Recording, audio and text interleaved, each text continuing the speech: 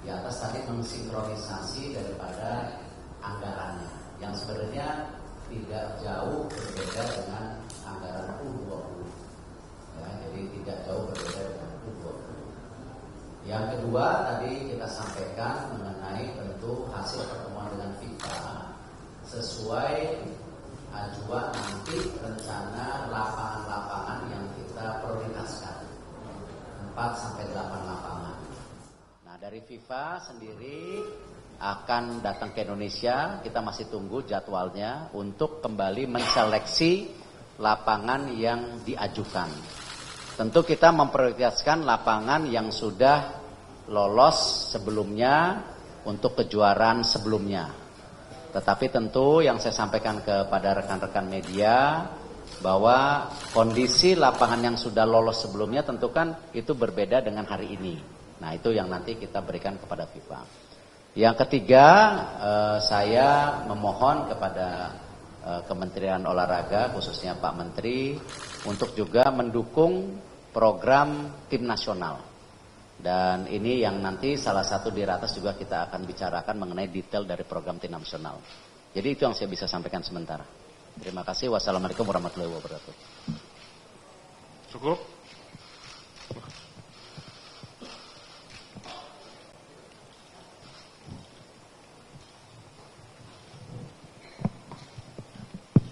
Assalamualaikum, selamat sore Pak Niar dari RRI.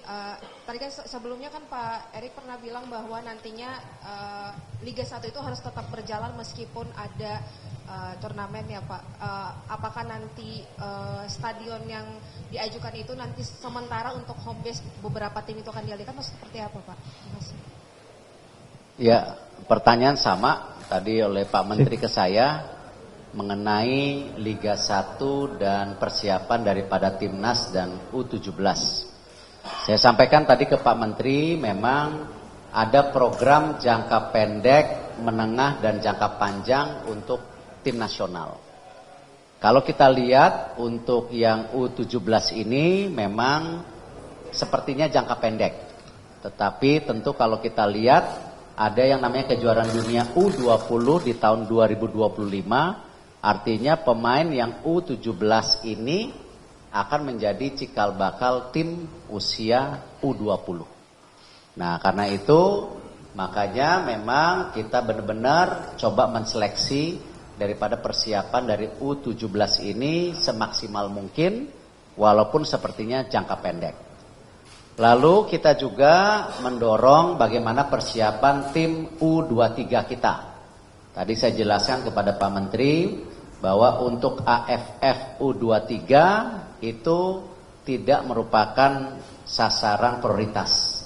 Tetapi justru menjadi tempat bagaimana ini mulai membentuk tim U23 untuk persiapan U23 pada bulan September ketika ada kejuaraan Asia. Lalu dilanjutkan pada bulan Mei tahun depan yaitu di bulan Mei untuk U23 Asia di mana itu merupakan kualifikasi untuk Olimpiade Paris 2024. Sama juga tim senior itu sendiri menyiapkan kualifikasi Piala Dunia di bulan Oktober kalau lolos nanti November dan seterusnya untuk kualifikasi Piala Dunia 2026.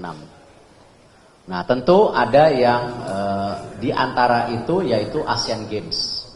Nah memang kami akan mengusulkan kepada Pak Menteri Asian Games ini justru untuk cikal bakal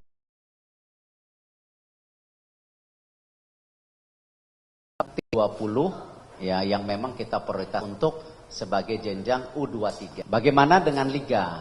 Kemarin saya sudah bertemu dengan Liga 1 seperti yang sudah disepakati awal memang untuk AFF 23 dan juga Asian Games Liga 1 tidak berhenti. Karena memang dari pembicaraan waktu itu dengan Coach Sintayong, Coach ini kita menjadi. Nah, dan kita juga tidak mungkin punya cita-cita yang namanya Liga 1 kita mau yang terbaik di Asia Tenggara, tetapi tahun ini berhenti total, kan nggak mungkin. Ya, apalagi dari Liga 1 sudah memberikan kesempatan kepada tim nasional di bulan Desember, itu liga sudah berhenti mulai dari tanggal 20 Desember karena ada training camp di Turki untuk 3 minggu sebelum persiapan daripada kejuaraan AFC Asia tim senior di Doha pada bulan Januari. Nah, bagaimana tim-tim yang sudah mempunyai home base? Ya tentu kita sudah duduk, kita akan memetakan lapangan-lapangan mana yang mereka bisa pakai. Contoh misalnya kalau di Surabaya, Gelora Bung Tomo sedang dipakai, itu ada opsi beberapa lapangan lain di sana. Itu pun ada opsi juga. Jadi ya kita memberikan solusi yang terbaik juga. Nah, cukup. Cukup ya? Nah. Ini Pak Menteri sama saya kembaran. Merah, hitam. Merah, biru. Biru, hitam. Pak, Ya. satu lagi mungkin Pak. Ya bolehlah, satu lagi. Biar 3 pas. Ya, Taufik dari Koran Jawa Pos Pak. Pak, tadi kan disebut ada 4 sampai 8 stadion Pak ya. Sisanya boleh tahu Pak mana gitu Pak. Terus tanggal pasti FIFA datang sini kapan, dan buat Pak Menteri untuk update pemain diaspora Pak, gimana Pak? Pak Menteri yang mana? Pak Menteri. Pak Menteri dong. Diaspora Pak, update-nya kan? Oh iya, iya. Kalau diaspora Menteri BUMN, ya kami melakukan kerjasama diaspora dengan BNI. Monggo Pak, venue Pak dijawab Pak. Ya kan memang kita sudah ada 6 lapangan yang sudah lolos kualifikasi yang sebelumnya. Nah kita tambahkan 2 lagi. Ya kita sudah tahu yang mana ditambahkan, nggak usah ditanya lah ya.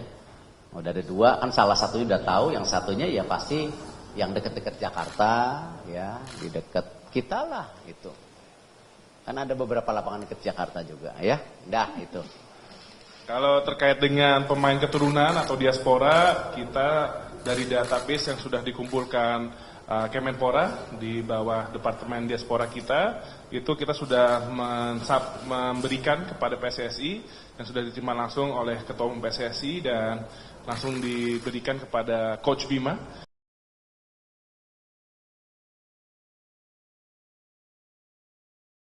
Misalnya ada 13 lagi, tapi itu belum berpaspor, tapi itu akan kita tetap berikan biar menjadi opsi-opsi Coach Bima menseleksi potensi-potensi para atlet muda diaspora kita yang ada untuk U17 itu.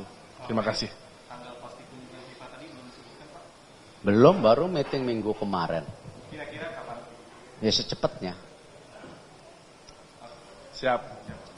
Ya, rekan-rekan media, mungkin kita akhiri tanya jawab bersama Pak Ketum PSSI. Untuk waktunya kita ucapkan terima kasih dan sekali lagi sukses untuk PSSI beserta U17 ya.